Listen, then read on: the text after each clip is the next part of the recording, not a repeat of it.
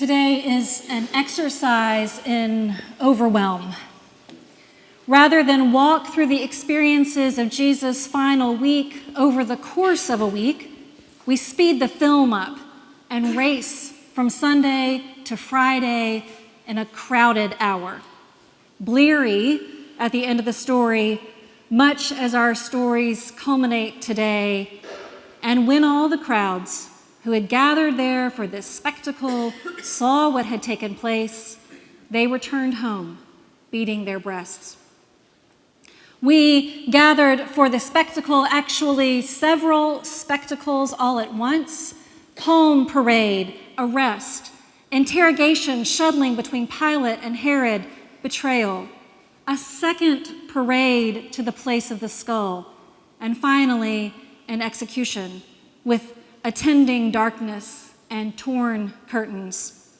We joined in with the crowds who flip-flopped from a frenzy of adoration to the mob mentality of violence. Spectacle seems the right word for the scene. Overwhelm seems the right word for the feeling. I could have said at the start of this sermon that today is another exercise in overwhelm. The onslaught of information and breaking news actually overwhelms the circuitry of our brains, and even more so the capacity of our hearts and souls to process it all. There is so much daily, even hourly spectacle that it can seem as if there is no place to rest our gaze without landing on another scene of heartbreak or political machination or cruelty. We flip channels between horror films and real footage of war. We drive through blight and past the county jail just to get here. Like we keep on hearing, the chaos is the point. The pile-on of hypocrisy from religious leaders and the banality of political figures meting out vengeful punishments is meant to send a clear message. If anyone was entertaining the idea of action, well, you were powerless before the united front of religion and government. This was Rome's MO: shock and awe combined with the collaboration of those bendable to their whims. They wanted people to believe that they were alone in their despair and that resistance was futile. And when all the crowds who had gathered there for this spectacle saw what had taken place, they returned home, beating their breasts. Then there's one more line.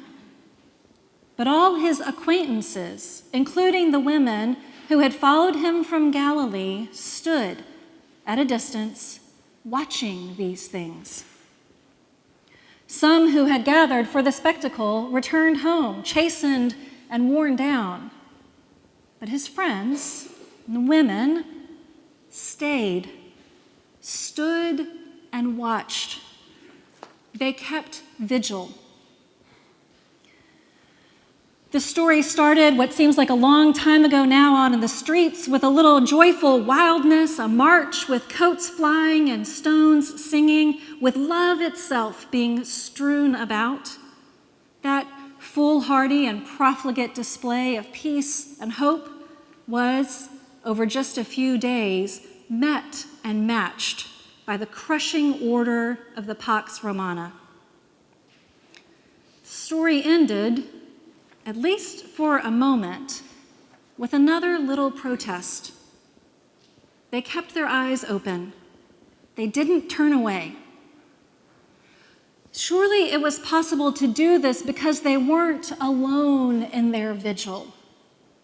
It seems that a band of friends looked around, saw each other, and then were able to stay and look upon these things. This, I believe, is one encouragement of this terrible story, of the entirety of the week. Whether you just ingested it in one swallow or whether you'll walk the week in real time here. We are witnesses of these things, not alone, but together. And that shared gaze allows us to lean on each other and to trust each other to keep on staring into the darkness and the hurt, maybe when we need to blink or rub or rest our eyes. We stay and stand and watch, hard as it is to bear the pain and destruction of so much we hoped for.